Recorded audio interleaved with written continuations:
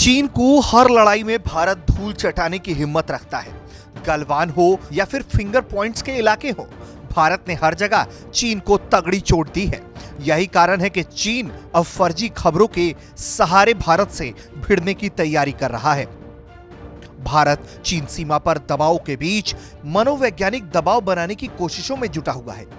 हाल की खबरों में चीन की तरफ से एक अफवाह उड़ाई गई, जिसमें खबर थी कि चीनी सैनिकों ने भारतीय सैनिकों पर डायरेक्ट एनर्जी वेपन का इस्तेमाल किया।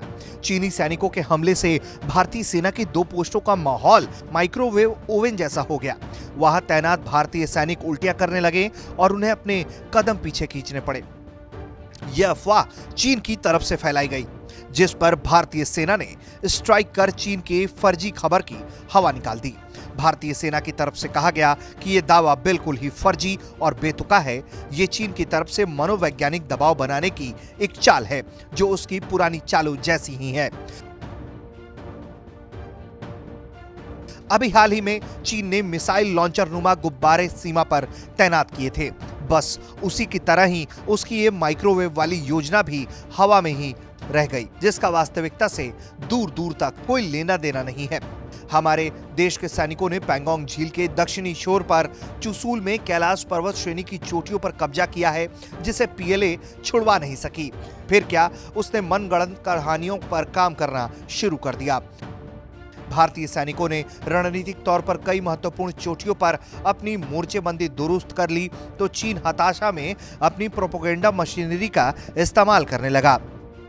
उसकी इसी प्रोपेगेंडा मशीनरी ने एक अफवाह फैलाई कि चीनी सैनिकों ने एक भी गोली चलाए बिना भारतीय सैनिकों को 2 चोटियों से पीछे ढकेल दिया है।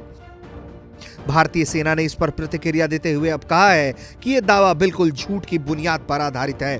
भारतीय सेना की तरफ से यहां तक कहा गया है कि अगर चीनी सेना के इस माइक्रोवेव वाले झूठे अफवाह में भारतीय सेना ने अपनी 2 पोस्टें छोड़ी हैं, तो चीन अभी भी भारत को उन ऊंचाइयों से हटने के लिए क्यों कह रहा है।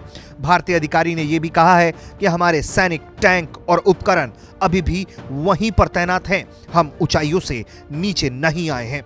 खैर, यहां पर आपके मन में यह भी सवाल उठ रहा होगा कि ये माइक्रोवेव हथियार होते क्या हैं।